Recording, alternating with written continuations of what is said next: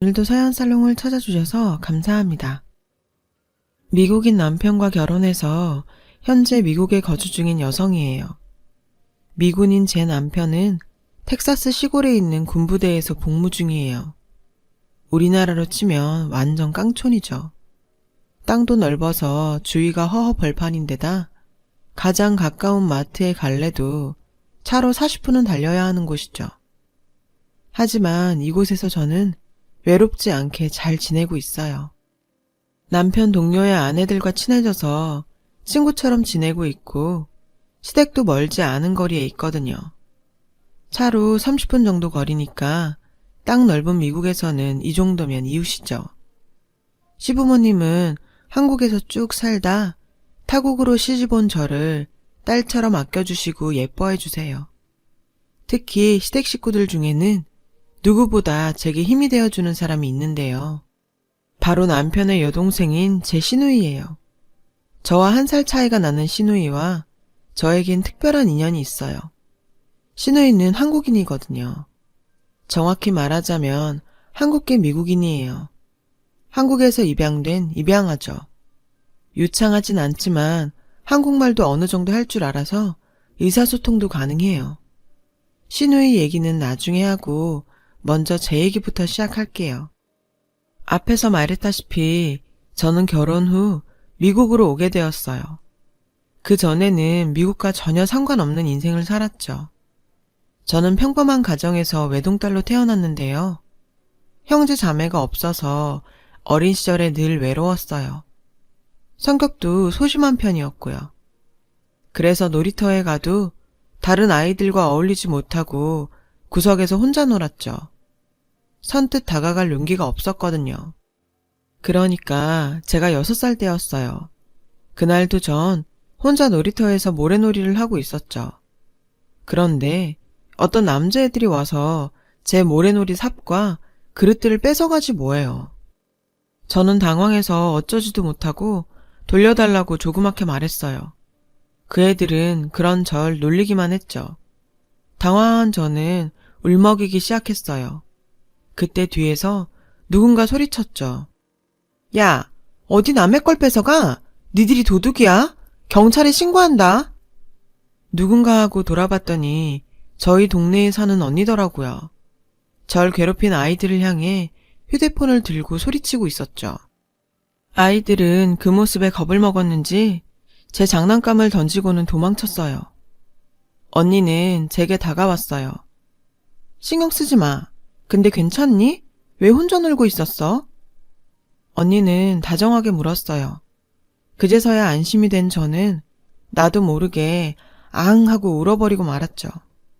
언니는 그런 저를 안아주며 달래줬어요. 나는 김지희야. 넌? 정수진. 그날 이후 우린 친해졌어요. 집도 가까웠고 부모님이 맞벌이 하시는 탓에 유치원이 끝나면 늘 집에 혼자 있어야 했던 제게 언니는 선물 같은 사람이었으니까요. 당시 7살이었던 언니는 유치원에 다니지 않았어요. 언니 동생도요. 형편이 넉넉지 못해서 그랬나 봐요. 언니는 자기 집에 절 데려가선 가족들도 소개시켜주고 맛있는 것도 주었죠. 언니 남동생은 저보다 어렸는데 저를 잘 따르고 착했어요. 언니네 엄마와 아빠도 저를 무척 귀여워해 주셨고요. 저랑 1살 터울인 언니는 저의 유일한 친구였고 가장 든든한 백이었죠. 제 얘기를 들으신 부모님께서도 언니한테 정말 고마워하셨고 제 손에 들려 언니네 집에 선물을 보내거나 음식을 보내기도 하셨어요. 그러다 부모님들도 서로 친해지셨고요. 저희 부모님은 언니네 집 형편이 넉넉지 않다는 걸 알고 계셨어요. 그래서 제 옷과 신발을 살 때 언니랑 언니 남동생 것도 함께 사서 선물하시곤 했죠. 그러던 어느 날 언니는 제게 자기네 집에서 자고 가면 안 되냐고 물었어요. 언니네 부모님과 남동생이 시골 할머니 댁에 가서 혼자 있어야 한다고요. 저는 왜 언니는 안 가냐고 물었죠. 그랬더니 할머니가 언니를 싫어한다는 거예요. 언니가 가면 기집애를 왜 데려왔냐고 매번 구박을 하신다고요. 그래서 언니가 가기 싫다고 했고 언니 부모님도 허락을 해주셨대요. 저는 엄마한테 허락을 받고 언니네 집에서 하룻밤을 보낼 수 있었어요. 당시 초등학교 1학년이던 언니는 나이답지 않게 간단한 요리도 하고 설거지, 청소도 다 잘했어요. 어린 제가 봐도 놀라울 정도로요. 그렇게 잘 자고 다음날 아침에도 언니랑 재밌게 놀고 있는데 저희 엄마가 찾아왔더라고요. 그런데 엄마 얼굴이 하얗게 질려있지 뭐예요.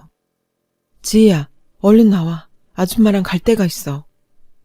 엄마는 언니랑 저를 데리고 나와 잡아놓은 택시에 태웠어요. 그리곤 기사님께 빨리 가달라고 부탁을 하시더라고요. 도착한 곳은 큰 대학병원이었어요. 엄마는 언니와 저를 병실로 데려갔어요. 그곳엔 환자 한 명이 병상에 누워 있었죠. 언니네 아빠였어요. 붕대를 감은 채 산소호흡기를 차고 있더라고요. 언니는 아저씨를 보자마자 울음을 터뜨렸죠.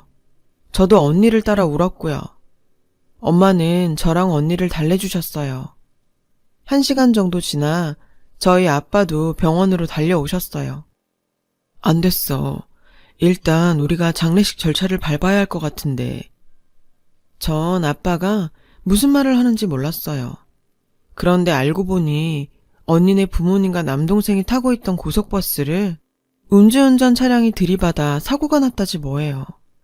고속버스 승객들 중에는 중상자와 사망자가 많이 나왔는데 사망자 중에 언니네 엄마와 남동생이 있었던 거죠.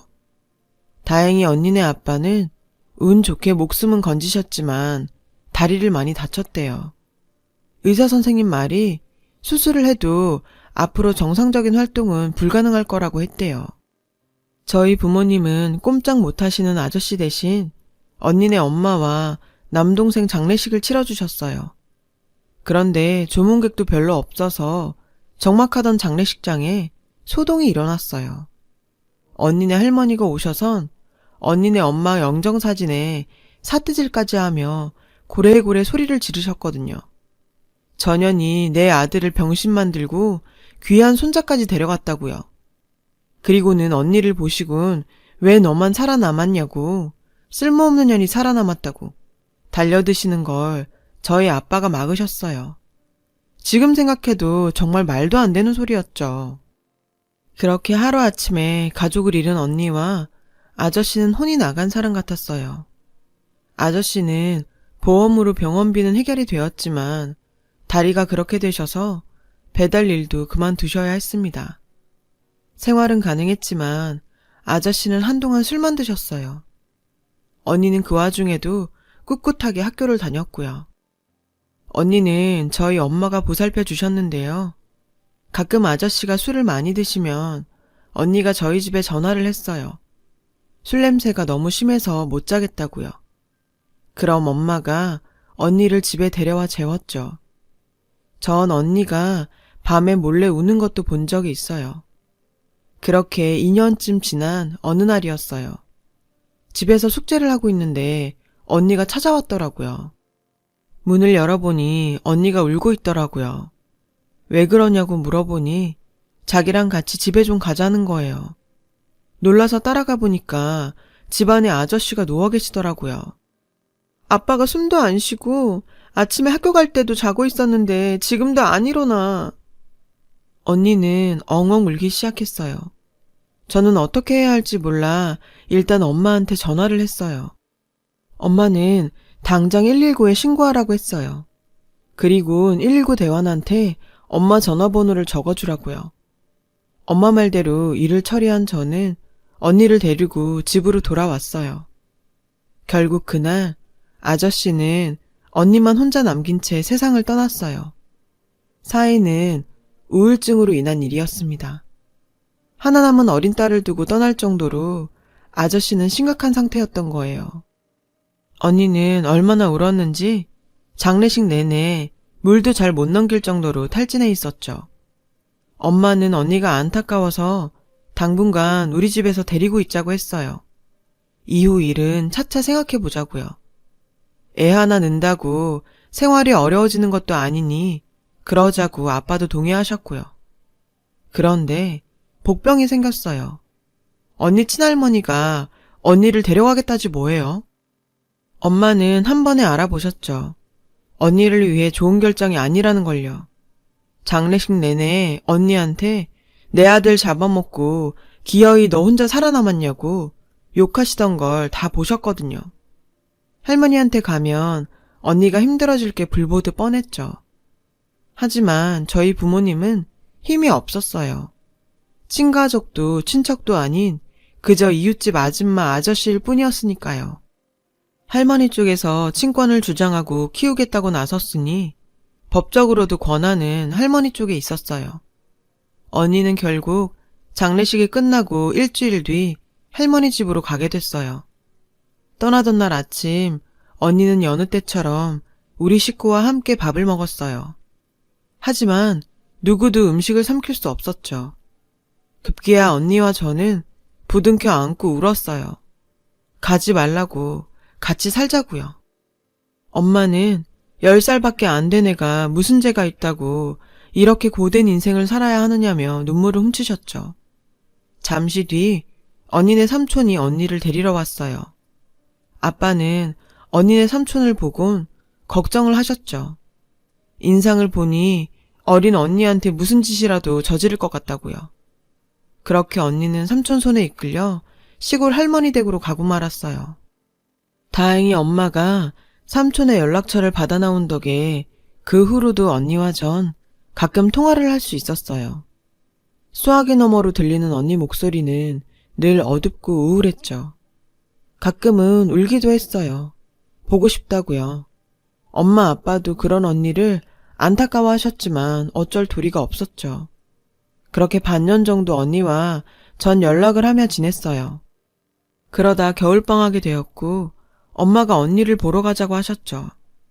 그래서 언니 집에 전화를 했는데 삼촌이 받더라고요.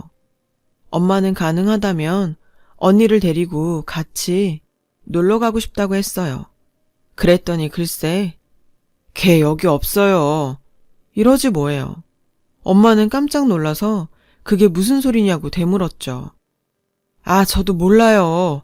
어머니가 어디로 보낸 것 같은데 기집애라고 구박하는 건 알았지만 저한테도 말 안 하고 어디로 보내버릴 줄 알았겠어요? 저는 잘못 없어요. 그 삼촌은 자기한테 화살이 돌아올까봐 무서웠던 건지 변명만 해댔고 엄마는 당장 그곳 주소를 말하라고 윽박질렀어요. 결국 우리 식구는 언니네 할머니 집으로 내려갔죠. 언니 할머니란 사람은 정말 인간이 맞나 싶을 정도로 뻔뻔했어요. 우리 부모님이 언니를 어디로 보냈냐고 따지니 버럭 화를 내지 뭐예요. 내가 내 손녀 알아서 한 걸 남한테 꼬치꼬치 다 보고해야 되는 거요? 우리 집 꼴을 좀 봐요. 댁들은 먹고 싶은 거 다 먹고 배에 기름칠 하는 사람들일지 몰라도 우리 집은 입 하나라도 더 줄여야 돼. 걔한테도 더 좋은 데로 보낸 거요. 내 아들의 장손까지 죽인 년한텐 겉도 과분하지. 암 그렇고 말고. 엄마는 화가 나서 그게 왜 지희 잘못이냐고 그 어린애가 무슨 잘못이 있어서 그렇게 구박하냐고 따졌어요. 그리고는 언니를 어디로 보냈는지 당장 말하라고 소리쳤죠. 엄마가 계속 추궁하자 할머니는 갑자기 집 안으로 들어가더니 소금을 한 바가지 퍼다가 우리 가족을 향해 뿌리더군요. 아빠가 재빨리 절 감싸서 저는 맞지 않았지만 정말 무서웠어요. 할머니는 당장 떠나지 않으면 경찰을 부르겠다고 으름장을 놓았죠. 수진이도 있는데 그만하자. 다른 방법을 찾아보자고. 아빠는 엄마를 말렸어요. 결국 우리 가족은 언니의 행방을 알지도 못한 채 그렇게 집으로 돌아와야 했어요. 엄마와 저는 그 후로도 언니네 집에 연락해서 언니를 찾으려고 노력했지만 돌아오는 건 욕설과 폭언뿐이었죠. 그때마다 전 언니가 불쌍해 울먹였고 그런 절 엄마는 따뜻하게 달래주었어요. 수진아, 열심히 살다 보면 꼭 다시 만날 수 있을 거야. 그러니 너무 마음 아파하지 마. 그 후로도 전 언니에 대한 기억을 떨치기 힘들었어요. 꿈에 언니가 나오기라도 하면 더 그랬죠. 다만 시간이 흘러감에 따라 조금씩 언니를 떠올리는 날이 줄어들긴 했어요. 시간이 흘러 저는 대학에 진학했고 평범한 대학 생활을 보내고 졸업학기를 맞았죠. 취업전쟁에 끼어들어 치열한 경쟁을 벌인 저는 다행히 전공을 살려 외국계 기업에 입사할 수 있었어요. 직업상 외국인들을 많이 만났고 해외 출장도 많이 다녔어요. 그러다 지금의 남편을 만나게 되었죠. 입사한 초기 저희 회사에 선한 인상의 외국인 사원이 있었는데요. 바로 제 사수였죠. 파란 눈동자가 예쁜 사람이었어요. 늘 웃으며 친절하게 업무 지도를 해주셨죠. 하지만 제가 입사하고 1년 반쯤 지나 미국 지사로 돌아가 버렸어요. 사수가 미국으로 돌아가고 9개월쯤 뒤 전 미국으로 출장을 가게 되었고 어떻게 알았는지 사수가 연락을 했더라고요. 만나자고요. 약속 장소에 나가보니 사수가 데려온 친구도 있었어요. 그 사람은 군인이었죠. 처음엔 좀 우락부락한 인상이라 무서웠는데 얘기를 하다 보니 정말 재밌고 심성도 고운 사람 같았어요. 우린 서로 연락처를 주고받았고 한국에 와서도 이메일과 영상통화로 계속 연락을 이어갔어요. 그렇게 장거리 연애 끝에 우린 결혼을 약속했죠. 이 남자가 바로 지금의 제 남편이에요. 우리는 장거리 커플이라 연애 중 실제로 만난 건 1년에 5번 정도였어요. 주로 제가 미국으로 출장을 가거나 남편이 휴가 때 한국으로 왔죠. 몸은 멀리 떨어져 있었지만 마음은 늘 함께였어요. 남편은 한국에 와서 저희 부모님께도 인사드렸어요. 결혼 승낙을 받으려고요. 저희 부모님은 외국인 사윗감을 편견 없이 봐주셨고 흔쾌히 허락해 주셨죠. 아낌없는 축복과 함께요. 그렇게 장거리 연애를 이어가는 중 전 승진을 했고 남편도 군대에서 진급을 하는 등 우린 각자의 자리에서 성과를 내게 되었어요. 경제력도 갖춰지자 남편은 제게 청혼을 했어요. 저는 기쁜 마음으로 승낙을 했어요. 남편이 워낙 믿음직한 사람이기도 했고 솔직히 장거리 연애에 지쳐 있었거든요. 양가 부모님도 허락해 주셔서 저희는 본격적으로 결혼 준비를 하게 되었죠. 남편의 직업상 결혼 후 미국에서 거주해야 했어요. 다행히 회사에서 미국 지사에 자리를 마련해 주어서 전 일을 그만두지 않고 계속할 수 있었죠. 결혼 전에 남편의 가족들을 만나기로 했어요. 남편이야 한국 올 때마다 저희 집에서 밥도 먹고 부모님께 인사도 드렸지만 전 일정이 맞지 않아 아직 인사를 못 드린 상태였거든요. 때마침 미국 출장이 잡혀서 시부모님께 인사를 드리러 가게 되었어요. 차를 타고 남편과 함께 본가로 가는 동안 남편은 자기 여동생에 대한 얘기를 했죠. 솔직히 전 시부모님을 만나면 뭐라고 해야 할지 입속으로 연습을 하느라 남편의 말을 귓등으로도 안 들었어요. 남편은 몰랐겠지만 말이에요. 그러는 사이 본가에 도착했죠. 예쁜 2층 집이었어요. 현관문을 여니 시부모님께서 나와 저를 맞아주셨어요. 미국 홈 드라마에 나올 법한 인자하고 푸근한 인상이었습니다.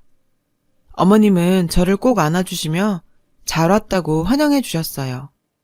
그때 젊은 동양인 여자가 눈에 띄었어요. 남편은 자기 여동생이라며 소개했죠. 깜짝 놀랐어요. 백인 남편한테 동양인 여동생이 있을 거라고 누가 상상이나 했겠어요? 저는 그제야 여동생이 입양된 동생이란 걸 알았어요. 차에서 흘려들었던 남편의 말이 이런 얘기였던 거죠. 전 놀라지 않은 척 웃으며 인사를 했어요. 미국식으로 제 이름을 밝히면서요. 그런데 제 이름을 들은 남편의 여동생이 저를 보고 눈물을 흘리지 뭐예요? 저와 남편, 그리고 시부모님도 모두 당황했어요. 남편은 왜 그러냐고 동생에게 물었죠. 그러자 여동생은 제게 다가와 말했어요. 영어가 아닌 한국말로요. 수진아, 나야. 나 언니야. 어릴 때 같이 놀았어. 지희 언니. 어설픈 한국어였지만 저는 그녀의 말을 알아들을 수 있었어요. 오랜 시간 제 마음속에 간직했던 한 사람, 지희 언니였으니까요. 언니? 정말 언니야? 언니는 어릴 적 얼굴이 많이 남아있지는 않더라고요. 어릴 때도 예뻤지만 더 예뻐진 언니였습니다. 어느새 두 눈에 눈물이 차오른 전 언니를 향해 울먹이며 말했어요. 언니는 달려와 저를 왈칵 끌어안았어요. 저도 언니를 끌어안고 엉엉 울었죠. 남편과 시부모님은 이게 무슨 상황인가 어리벙벙하게 서 있다가 언니를 통해 제 얘기를 들으시고는 놀라서 입을 다물지 못하셨어요.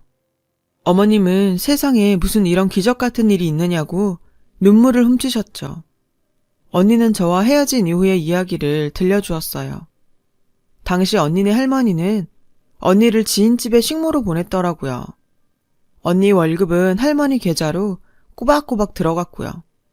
언니는 노예처럼 구박을 받으며 일을 해야 했죠. 고작 10살짜리가요. 견디다 못해 3달 만에 새벽에 몰래 집을 탈출했대요. 지쳐 쓰러질 때까지 걷고 또 걷다가 저 멀리 교회 십자가를 보곤 무작정 교회로 들어갔대요. 그리곤 다짜고짜 목사님을 붙잡고 도와달라고 말하곤 그대로 혼절했어요. 목사님은 언니를 교회 부속 보육원으로 데리고 가셨대요. 그곳에서 언니는 할머니한테 보내질 게 두려워 자기 이름도 말하지 않고 부모님이 돌아가셨다는 말만 했다더군요. 목사님은 언니 나이가 있어서 입양은 힘들 거고 보육원에서 양육하는 걸로 하자고 했다나 봐요. 그런데 목사님의 예상을 깨고 언니를 입양하겠다는 부부가 나타난 거예요. 바로 저희 시부모님이었죠.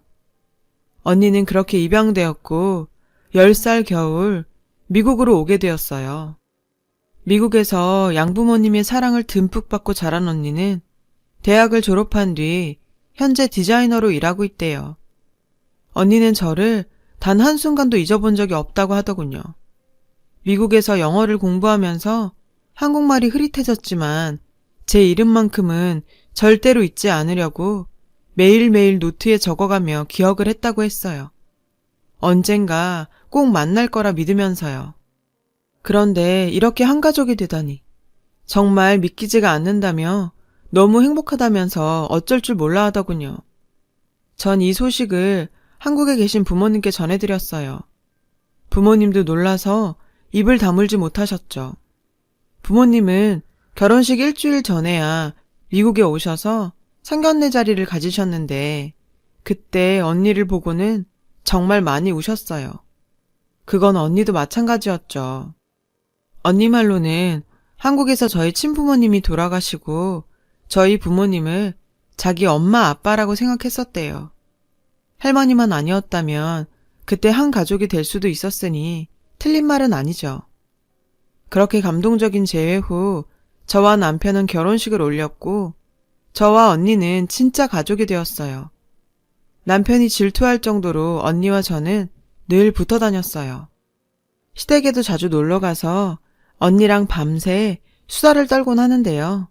10년 넘게 쌓아온 밀린 이야기들을 풀어내기엔 밤이 너무 짧아서 늘 아쉬워하고 있죠. 어린 시절 시작된 작은 인연이 10수년이 지난 지금 한 가족으로 완성될 줄 누가 알았겠어요. 저희 부모님도 먼 타지 생활을 걱정하셨는데 어릴 때처럼 지희가 있어 외롭지 않겠다시며 마음을 좀 놓으시고요. 멀고 긴 길을 돌아 다시 만난 만큼 앞으로도 끈끈한 우정 이어가려고 합니다. 제 긴 사연을 들어주셔서 감사드려요. 인연이 소중한 하루 되시길 바래요. 여러분, 사연 댓글에 응원과 현명한 조언 부탁드려요.